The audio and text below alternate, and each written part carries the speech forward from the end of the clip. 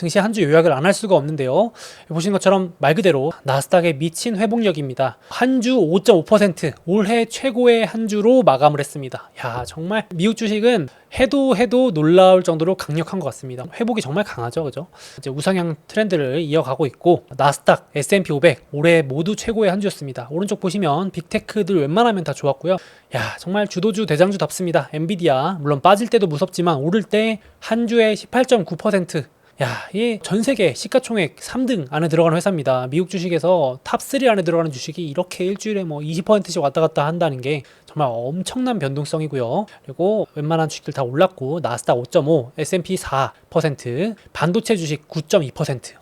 또 회복도 빠릅니다. 그래서 나스닥이 조정장에 들어간 지 얼마 지나지도 않아서 이렇게 가파르게 반등을 이어가고 있습니다. 그래서 지난주 소개해드렸던 거 기억나시나요? 일본발 우려, 지정학적 우려, 뭐 중동 전쟁, 뭐 이란, 이스라엘, 그리고 미국의 경기 침체나 지표 둔화 우려 이런 것들 다 해소되면서 아직 안 끝났는데요 하실 수 있지만 일단은 이번 주 한 주 동안만큼은 이런 것들이 이제 악재가 묻히고 호재가 부각되면서 증시가 위로 방향을 많이 틀었고요. 그래서 제가 알고 지난주에 보여드렸던 장표인데 이게 나중에는 우리가 이런 악재들 기억조차 못할 거다. 아마 한 달만 지나도 예전에 이런 일이 있었나요? 하시는 구독자분들도 계실 겁니다. 그래서 저도 제가 스스로 공부하려고 넣어놓는 장표입니다. 그 노이즈에 너무 쓸데없는 걱정하지 말자, 흔들리지 말자 이런 생각을 하기 위해서 저도 보여드리고 스스로 다짐하는 장표고요. 지난주에 막 일본에서 대지진 터진다고 막 겁줬던 것도 있었는데 조용히 지나가 버렸죠. 물론 뭐 아직 모른다 하실 수 있지만 일단 그렇게 지나갔습니다. 그래서 제가 궁금해서 찾아봤어요. 블랙먼데이 8월 5일날 폭락을 했었는데 그 이후부터 이제 회복장에 누가 잘 회복을 했나 제가 한번 랭킹을 쭉 매겨봤는데요. 여기 왼쪽 보시면 역시 기존 주도주가 강합니다. 그러니까 주도주가 혹시 좀 바뀌었나 하고 한번 찾아보려고 봤는데 결론부터 말씀드리면 여전히 강하다. 다른 주도주로의 교체는 아직까지는 보이지 않는다. 보시면 엔비디아가 8월 5일 장중 저점으로부터 37.4% 회복을 했고요. TSMC, 브로드컴 이런 AI 반도체 주도주들 여전히 강력합니다. 어마어마하고요. 물론 여기 제가 우량주 순위에서 빼놨지만 슈퍼 마이크로 컴퓨터라고 하는 AI 서버 주식도 급등을 했고 유일하게 AI가 아닌 건 비만약, 일라일리, 노보노디스크 이런 주식도 강했고요. 관련주들 AI 전력 공급, 유틸리티 이런 주식들도 반등할 때 세게 올랐습니다. 역시 주요 업종에서는 반도체가 강했고요. 나스닥이 강했고 S&P 500도 회복을 하는 모습이었습니다. 참 대단하고요. 엔비디아도 역시 올해 최고의 일주일 주간 거의 20% 가까이 상승을 했는데 저도 보니까 8월 5일날 블랙먼데이 때 얼마나 많이 빠졌나 보니까 고점에서 거의 30% 가까이 빠졌더라고요. 누적으로. 그러니까 엔비디아 변동폭이 진짜 큰 거죠. 올해 최고 많이 빠졌다가 지금은 무려 고점에서 8%밖에 안 남았습니다. 8% 하락밖에 안 됐으니까 조정장 위로 올라와 버렸죠. 회복 속도 진짜 어마어마하지 않나요? 그러니까 진짜 참 변동성이 정말 심한 종목 중에 하나인데 내릴 때도 무섭게 내리지만 오를 때도 무섭게 오른다. 그래서 한 주 정리를 해봤고요. 오늘은 요 얘기보다는 조금 새로운 얘기 해보려고 합니다. 이제 AI 반도체, 나스닥 좋은 거는 다 아시는 내용일 테니까 요게 조금 새롭게 움직인 주식들이었는데 한 주 동안 소비주들이 급등을 했어요. 그래서 이 소비주들이 새롭게 주도주 한 축으로 자리 잡는 거 아니냐라는 것과 vs 아니다. 이제 일명 꽁초 투자라고 하거든요. 이게 이제 버핏의 꽁초 투자라고 해서 유명해진 말인데 그냥 말 그대로 단기로 많이 떨어진 거 줍줍해서 이제 조금 오르면 파는 그냥 단타 투자냐 이렇게 이제 의견이 나뉩니다. 구독자분들 한번 의견 주시면 좋을 것 같은데요. 여기 보시면 한 주에 많이 오른 주식들 나열해 보면 이런데 스타벅스가 무려 26% 넘게 오르면서 S&P 500 중에 주간 수익률 1위를 기록합니다. 그러니까 미국 우량주 중에 이번 주 가장 많이 오른 게 엔비디아도 아니고 그거보다 더 많이 오른 게 바로 스타벅스라는 건데 그리고 버핏이 사서 버핏이 많이 산 건 아닌데 제가 뒤에서 말씀드릴 거지만 산 거니까 얼타뷰티라고 한국에서는 올리브영 생각하시면 됩니다. 화장품 로드샵, 화장품 편집 매장 미국 내수 기업입니다. 쉽게 말해서 주력이 내수인데 요게 이제 17.1% 올랐고 비슷하게 에스티로더라고 하는 미국의 유력 화장품 회사들 6.5% 올랐습니다. 또 빌 에크먼이라고 해서 리틀 버핏이라고도 불리고 대표적인 헤지펀드 거물 또 투자 잘하는 거물로서 유명한 빌 에크먼이 이번에 또 나이키를 매수해가지고 줍줍해서 11% 넘게 올랐습니다. 그리고 룰루레몬도 덩달아서 올랐고 여기 없지만 신발 회사, 의류 회사, 각종 소비 회사들 다 덩달아 올랐고요. 또 뒤에서 말씀드릴 거지만 월마트 실적 서프라이즈 나오면서 8%, 코스트코도 오르고 아마존도 오르고 테슬라도 이제 자동차 판매 서프라이즈 나오면서 같이 올랐습니다. 이렇게 보시면 소비주들이 좀 괜찮은 거 아니냐, 바닥 치는 거 아니냐. 미국이 뭐 침체에만 빠지지 않으면, 쇼크만 오지 않으면 이제 본격 반등 아니냐, 기대해봐도 되지 않느냐라는 의견과 아유 단기적으로 그냥 잠깐 반짝하는 거지 뭘, 이런 분들의 의견 차이가 나오고 있습니다. 논쟁이 나오고 있는데 같이 좀 더 얘기해 보겠습니다. 그래서 일단은 월마트라는 기업이 있는데, 미국의 경기 풍향계, 경기를 가장 잘 파악할 수 있는 지표 중에 하나가 바로 월마트 실적이다, 이런 말이 있을 정도로 이제 월마트 실적에 많이들 관심을 가지시는데, 놀랍게도 정말 서프라이즈가 나왔습니다. 그래서 월마트 주가가 올해 빅테크 저리 가라입니다. S&P 500 수익률이 올해 16.4%로 낮은 편이 아닌데 그거의 2배가 넘는 수익률.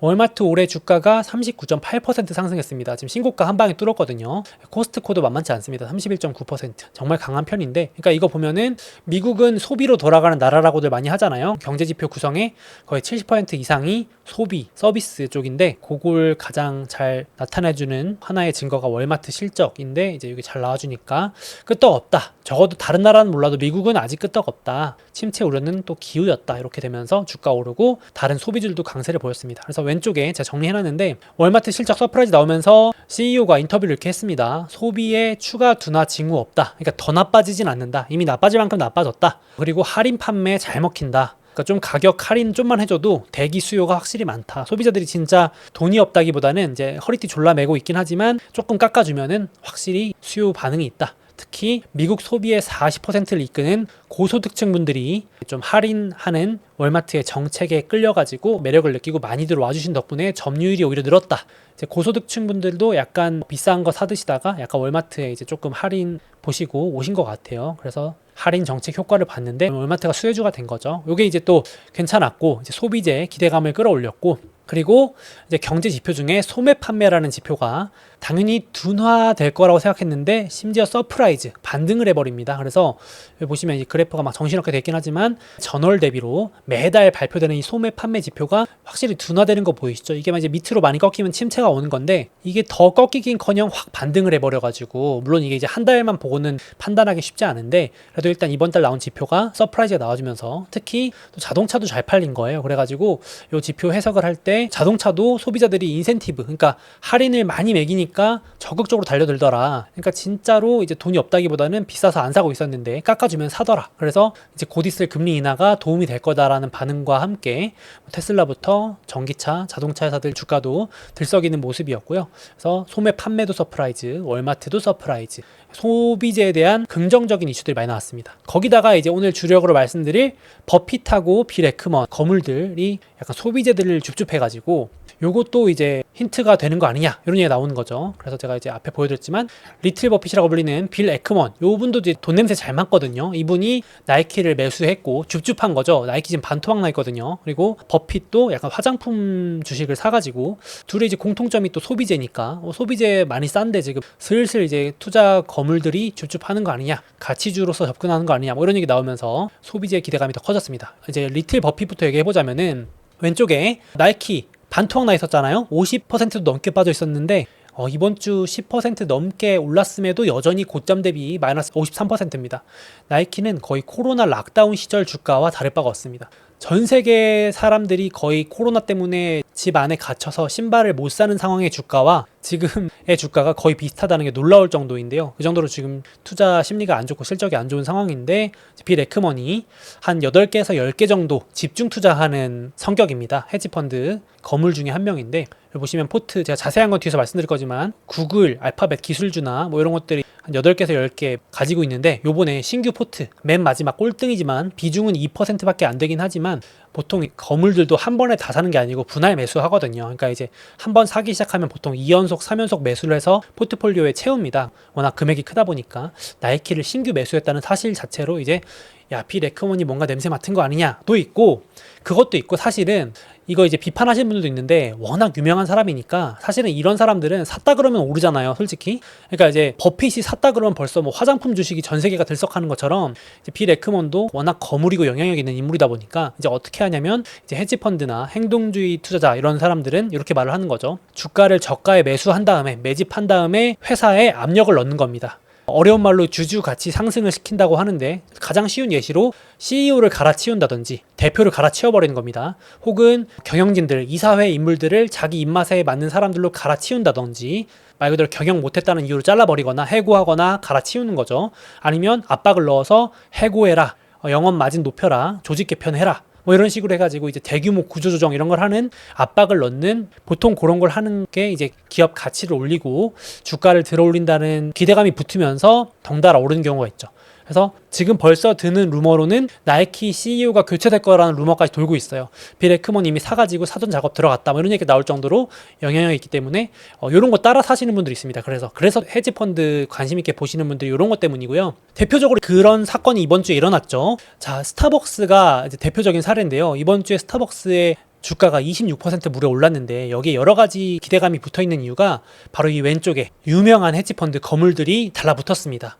나쁘게 말하면 작전 세력에 붙은 건데요. 엘리엇이라 그래서, 이거 한국 주식 하시는 분들도 모르시는 분들이 없을 정도로 유명한 인물이죠.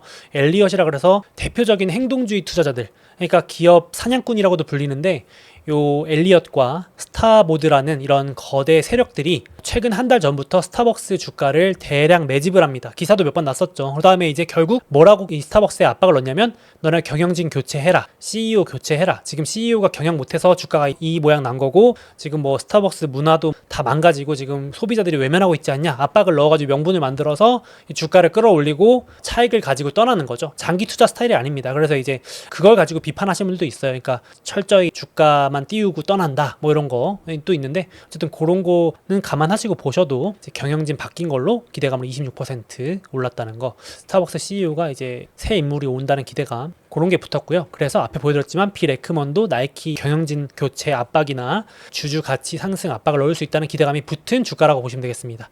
그리고 참고로 빌 에크먼은 나이키를 샀던 적이 있었는데, 공교롭게도 그때도 길게 들고 가지 않고 단타를 쳤어요. 그래서 그때도 나이키 주가가 많이 빠졌을 때 2017년 4분기 때 매수를 했다가 바로 다음 분기 때 팔아버립니다. 그러니까 보유 기간이 3개월도 안 되는 거죠. 그래서 헤지펀드가 이렇게 너무 샀다 팔았다는 걸 너무 다 믿고 따라 하시거나 그러면 좀 위험할 수 있는데, 참고 정도 하시는 거죠. 그래서 나이키가 저평가됐다고 판단했을 때, 몸값이, 이게 프리미엄 값이 싸졌다고 생각했을 때 줍줍해가지고, 소위 말하는 가치주라고 하잖아요. 좀 저평가돼 있다고 생각했을 때 사가지고, 지금 나이키 반토막 나 있으니까 사가지고 적당히 이제 오르면 좀 파는 단타용이 아니냐라는 의견이 좀 지배적이긴 합니다.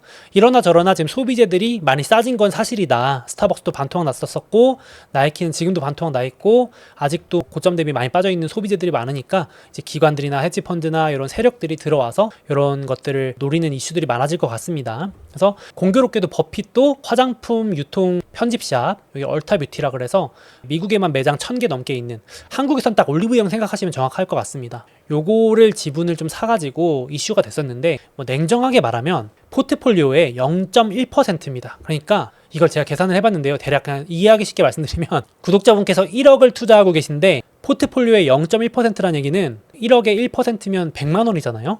0.1%면 10만 원입니다. 맞죠? 제 계산 틀리지 않죠? 제가 틀릴까봐 몇 번 계산했는데, 1억 투자하시는 분이 10만 원 투자한다는 거는, 그거는 이렇게 크게 엄청나게 유의미하다고 하기는 약간 애매할 수 있잖아요. 그러니까 구독자분들께서 포트폴리오 1억 굴리는데 10만 원 정도 투자했을 때 큰 결심을 하고 내가 이걸로 대박을 낼 거다, 이런 게 아니고 약간 정찰병 보낸다? 약간 이렇게 생각하실 수 있는데, 버핏이 40여 개 종목을 들고 있는데 그 중에 30등 할 정도로 이제 규모는 작은데, 그래도 이제 버핏이 샀다 그러니까 이제 주목을 하는 거죠. 혹시 뭔가 있나 싶어가지고. 그래서 물론 다음 분기에 또 살 수도 있고 많이 추매할 수도 있겠지만은 일단 절대량은 작다. 근데 어쨌든 얼타뷰티라는 주식이 확실히 이제 주가가 고점 대비 한 30% 넘게 빠져 있고, 지금 버핏이 전통적인 가치 투자를 좋아하고 몸값이 쌀 때, 기업 가치가 저렴할 때 사는 걸 좋아하는데, 이런 기업은 전형적으로 이제 저평가 가치주, 재미없는 주식으로 지금 평가받고 있는 거죠. 몸값이 15배, PE가 15배, 버는 돈의 15배 거래되고 있으니까 전형적으로 버핏이 좋아하는, 부채는 적고 기업에 고평가돼 있지 않고 뭐 이런 주식이라서,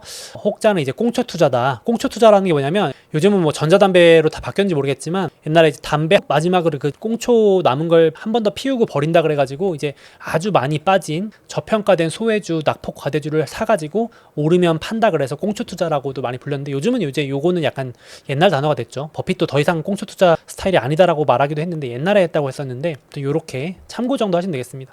이제 의미부여 하시는 분들은, 야, 요즘에 요즘에 K-뷰티 장난 아니지 않냐. 요즘 한국 아이돌이 전 세계를 휩쓸고 K-뷰티가 이제 미국으로도 본격 진출하는 신호다. 그럴 수 있죠. 이제 한국의 이런 화장품들이 요즘 워낙 K-팝이 강하니까 뭐 BTS 이런 거 말할 것도 없고, 그러니까 이제 관심이 높아져서 이제 한국 화장품주들도 수출이 되면서 이런 얼타뷰티 같은데 이제 깔리면 당연히 이게 유통 매장이니까 편집샵이니까 K-뷰티 파트 이런 게 매출이 올라가면서 이 회사가 좋아질 수 있겠죠. 뭐 그렇게까지 스토리를 연결을 해볼 수도 있겠지만 어쨌든 지금 좀 더 지켜봐야겠다 싶긴 합니다.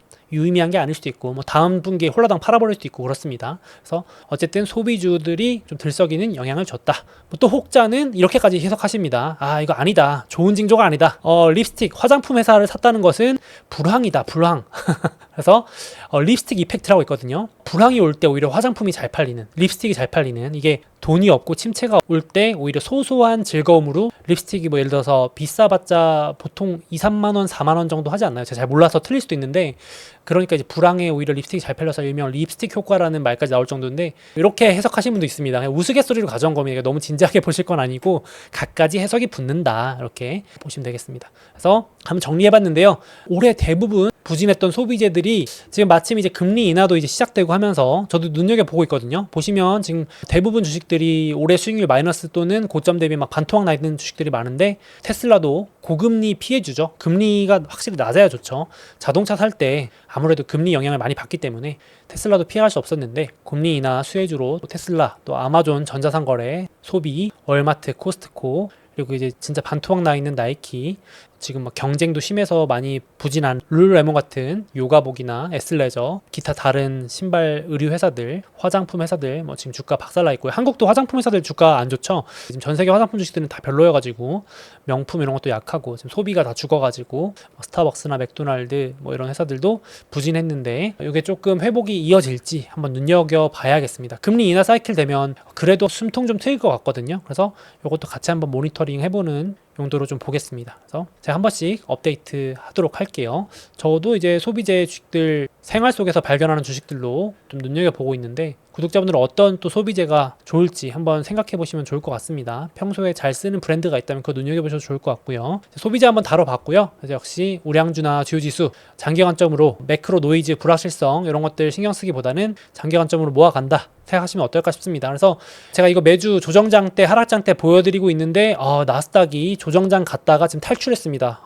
S&P 500은 고점에서 1.9%밖에 안 하락했어요. 이제 회복을 다 해버렸습니다 벌써. 그래서 아직 빅7 고점 대비 10%, 반도체 고점 대비 20% 넘게 빠졌다가 13.5까지 올라왔습니다. 그러니까 이제 조정장 하락장 때 분할 매수를 하면은 이렇게 또 지나고 나면 나중에 또 그때 살 거리라고 하실 수 있으니까, 타이밍 맞추기보다는 분할 매수가 괜히 있는 게 아니니까 분할 매수로 접근하시면 좋을 것 같습니다. 그래서 빅7도 지금 많이 회복하고 있지만 여전히 고점 대비 빠져있는 주식들이 있으니까 평소에 봐놓으셨던 좋은 주식이 하락했다면 분할 매수 접근하시면 나쁘지 않을 것 같습니다. 그리고 제가 조정장 하락장 때 계속 보여드리고 있는 절세 계좌용, 많이들 물어보시던데 저는 이제 ISA 계좌 같은 거 활용하고 있습니다. 중개형 ISA 활용하고 있는데 거기 절세 한도 개별마다 달라요. 소득이나 이런 것들에 따라 다르기 때문에 그거 꼭 기사 한번 검색해 보시고, ISA 계좌에서 또 이제 저는 이렇게 주요 지수 ETF나 우량 ETF 올해 10월까지 계속 분할 매수할 생각입니다. 절세 한도 채워야 되니까. 그래서 나중에 또 이거 자세히 다룰 시간을 가져보도록 하고, 이 현황은 조정장 하락장 때 주로 보여드리고요. 고점 대비 하락률 보시면 됩니다. 그래서 업데이트는 유튜브에서 한 번씩 보여드리고, 특이사항 있을 때 혹시 또 뭐 하락이나 추가 폭락이 나올 때 카페나 소수의견에서 즉시 업데이트 해드리도록 하겠습니다. 또 필요한 자료 있으시면 저기 카페 놀러 오셔가지고 요청하셔도 되고, 우리 소수의견 구독자분들도 메일 주시면 제가 또 요청사항 받아서 필요하신 자료 업데이트 하도록 하겠습니다. 정리해봤고요. 돌아오는 주 이슈는 뭘 봐야 되나요? 하시는 분들을 위해서 캘린더 있는데요. 8월 말에 엔비디아가 있는데, 엔비디아는 아직은 돌아오는 주에는 캘린더에는 없고, 제가 이제 또 다음 영상에서 말씀드릴 거지만 지금 미국에서 대선 앞두고 이제 대선이 80일도 안 남아가지고 트럼프랑 해리스랑 지지율 초박빙으로 지금 엎치락 뒤치락 하고 있는데, 돌아오는 주에도 그 해리스 공약들이 계속 공개가 될 겁니다. 그래서 해리스 관련주 또 들썩일 수 있고요. 트럼프 관련주랑 해리스 관련주 왔다 갔다 하면서 막 또 들썩이는 민주당 전당대회 또 이슈가 있을 것 같고, 대선 이슈가 좀 있고, 그리고 무엇보다도 연준의 잭슨홀 미팅이 있죠. 금요일날 파월에 발언이 있습니다. 잭슨홀 미팅이 뭔가요? 연준이 9월이나 하반기 금리 결정을 앞두고 통화 정책에 대한 힌트를 주는 주요한 발언을 하는 자리로 1년에 한 번 행사를 합니다. 잭슨 홀 미팅. 그래서 거기 많이 관심을 받고 있는데 파월이 이제 얼마나 비둘기적으로 주느냐 그런 거에 따라서 증시가 단기적으로 영향을 줄 수 있겠지만 개인적으로는 이미 이제 9월부터 올해 연내 금리 인하 사이클 돌입할 거라고 개인적으로는 기대를 하고 있어가지고 그렇게 그냥 보시면 되지 않을까. 크게 요 단기에 너무 스트레스 받지 않으셔도 되지 않을까 생각을 하고 있습니다. 그 외에 한국 기준금리 결정 목요일 날 있고요. 그래서 제가 여기 적어놨습니다. 8월 엔비디아 실적, 9월 애플 신제품 공개, 10월 테슬라 로보택시 행사 있고 9월 17일부터 10월 1일, 10월 9일 미국 대선 후보들의 최종 1차부터 3차 토론이 있습니다. 3번에 따른 토론이 있고요. 요거에 따라서 이제 막 지지율이나 트럼프 수혜주, 해리스 수혜주가 막 급등락을 할 수도 있고 증시도 요동칠 수 있고 그래서 9월, 10월이 변동성이 전통적으로 커진다고 말하는 거고요. 그 대선 후보들의 어떤 발언에 따라서 또 언론사들이 이렇게 노이즈 마케팅을 할 수 있으니까 그렇게 되고 11월 5일 미국 대선이 있겠습니다. 여기까지 정리를 해서 한 주 또 정리를 해보도록 하겠습니다. 요 캘린더나 요 이슈들은 제가 이제 카페에 한 번씩 업데이트 할 테니까 구독자분들 네이버 카페 소목 라운지 한 번씩 놀러 와주시면 감사하겠습니다. 자, 다음으로 이제 드디어 미국의 금리 인하 사이클이 이제 본격 다가오고 있는데요. 제가 생각했을 때는 2022년 급격했던 금리 인상 이후에 가장 큰 금융시장의 변화가 아닐까 생각이 되는데요. 보통 이런 큰 변화가 있을 때마다 좋은 투자 기회가 찾아오곤 하는데요. 아마 구독자분들께서 가장 많이 궁금해하시는 부분은 이걸 것 같은데요. 그래서 이제 금리 인하 사이클에 다가오는데 어떤 주식에 어떻게 얼마만큼 투자하면 좋을까? 이런 고민들을 제가 올해 출시한 미국 주식 마스터 클래스에서 속 시원하게 해결하실 수 있을 것 같습니다.